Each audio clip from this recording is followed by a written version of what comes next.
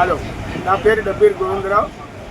నేను ప్రస్తుతం కోడబొమ్మాలి జిల్లా పరిషత్ ఉన్నత పాఠశాల ప్రధానోపాధ్యాయుడిగా పనిచేస్తున్నాను.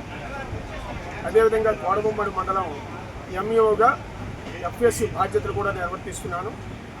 నాకు సాహిత్యం అన్న సంగీతం అన్న చాలా ఇష్టం. నేను ఈ సాహిత్యంలోనైతే కొన్ని పద్యాలు, అలాగే కథలు, మరి కవితలు రాయడం జరిగింది.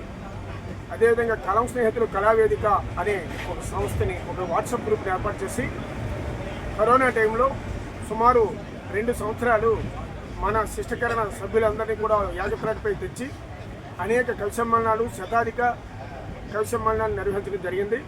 అందులో మన ప్రాంతీయ తెలుగు అంటే ఆంధ్ర, తెలంగాణ మాత్రమే కాకుండా మన దేశం మొత్తం మీద అన్ని రాష్ట్రాల నుంచి, అదేవిధంగా అంతర్జాతీయంగా కూడా చాలా దేశాల నుంచి కూడా మన శిష్టకరణాలందరూ కూడా పాల్గొని వారి కవితలు కానీ, లేకపోతే పాటలు కానీ, అలాగే కథలు కానీ విడిపించడం జరిగింది. ఆ విధంగా అందరినీ ఒకే త్రాటిపైకి తేవడానికి మేము కృషి చేయడం జరిగింది. అదేవిధంగా సాహిత్య రంగంలో కొంత సేవ చేద్దామని చెప్పి నేను చేసిన పని ఏంటంటే,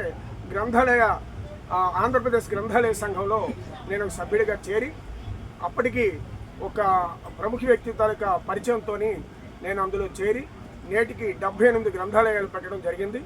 అందులో మన మణిపాత్రుని నాగేశ్వరరావు గారు అధ్యక్షుడుగాను, అదేవిధంగా ఉమామహేశ్వరరావు గారు కూడా, భోగిల ఉమామహేశ్వరరావు గారు కూడా అందులో ఒక కార్యదర్శిగాను ఉంటూ మేము ఈ గ్రంథాలయాలన్నీ పెట్టడం జరిగింది. గ్రామీణ ప్రాంతాల్లో కూడా పెట్టాము. అయితే అది శతాధిక గ్రంథాలయాలు పెట్టాలనేటువంటిది నా కాన్సెప్ట్. అది తొందరలో ఈడేరుతుందని నేను భావిస్తున్నాను. మరి అదేవిధంగా నేను ఇప్పటికీ ఉపాధ్యాయుడిగా 35 సంవత్సరాలు సర్వీసును పూర్తి చేయడం జరిగింది. నాకు ఎక్కువగా సమాజ సేవ పట్ల, మన కమ్యూనిటీ సేవ పట్ల నాకు చాలా ఇంట్రెస్ట్. మరి అలాంటి బాటలోనే కదులుతున్నటువంటి మరొక కొత్త సంఘమే ఇప్పుడు లేఖ.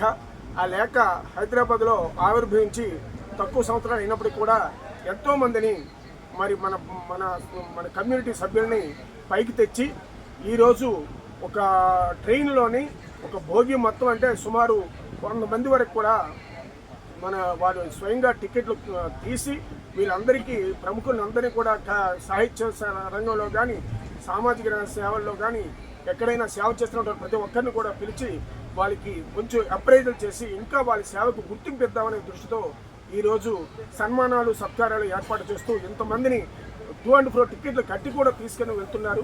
అందుకు నిజంగా వాళ్ళకి మరి మనస్ఫూర్తిగా నేను వాళ్ళకి అభినందన తెలియజేస్తున్నాను.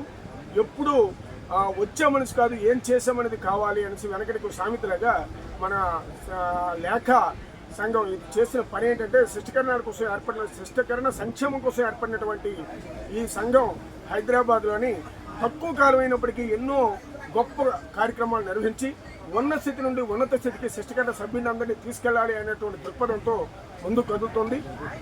మరి వాళ్ళ తలక సేవలకు మాత్రం అందరం సంతోషించవలసిన విషయం. ఈ రోజున ఎంత పని ఉన్నప్పటికీ, పని ఒత్తిడిలో ఉన్నప్పటికీ కూడా ప్రతి ఒక్కరు కూడా మనవాడు వచ్చాడు, మనవాళ్ళు కలుస్తారు అనే ఒక దృక్పథంతో అందరూ ప్రయాణిస్తున్నారు. వాళ్ళు తెచ్చుకున్నవి చిన్నది కానీ పెద్దది కానీ అందరూ ఇప్పుడు కనీసం స్నాక్స్ తిందామని కూర్చున్నా సరే ఒకళ్ళు పొట్ట నిండిపోయినట్టుగా మన శిష్టకరణాల తాలూకా ఈ కంట్రిబ్యూషన్ అందరిది ప్రతి ఒక్కరూ కంట్రిబ్యూట్ చేసి తీసుకొని రావడం జరిగింది. అయితే మరి ఇలాంటి మంచి వాతావరణం కల్పించినటువంటి వారికి అభినందన తెలియజేస్తున్నాను. ఇంకా మేమంటే సాహిత్య రంగంలో శ్రీశ్రీ కళావేదిక ఉత్తరాంధ్ర అధ్యక్షుడిగాను, అలాగే శ్రీకాకుళం జిల్లా ప్రధాన కార్యదర్శిగాను ఉంటూ సేవలు అందించడం జరుగుతుంది. అలాగే బాలరంజని పిల్లలకి అభివృద్ధి బాటలు నడిపించడానికి, వాళ్ళలో ఉన్నటువంటి మెలకువలని బయటికి తీయడానికి అనేసి బాలరంజని సంస్థ మణిపాత్ర నాగేశ్వరరావు గారి ఆధ్వర్యంలో ఏర్పడినటువంటి సంస్థలో కూడా నేను ప్రధాన కార్యదర్శిగా ఉంటూ మన ఆంధ్రప్రదేశ్లోనే సుమారు 7 జిల్లాల్లోని యూనిట్లు ఏర్పరిచి మంచి అద్భుతంగా ముందుకు తీసుకెళ్తున్నాం.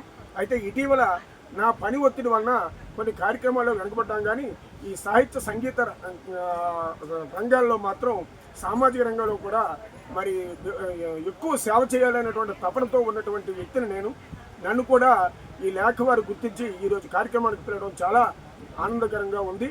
వారికి మరొకసారి నేను ధన్యవాదాలు తెలియజేసుకుంటున్నాను ఈ సందర్భంగా.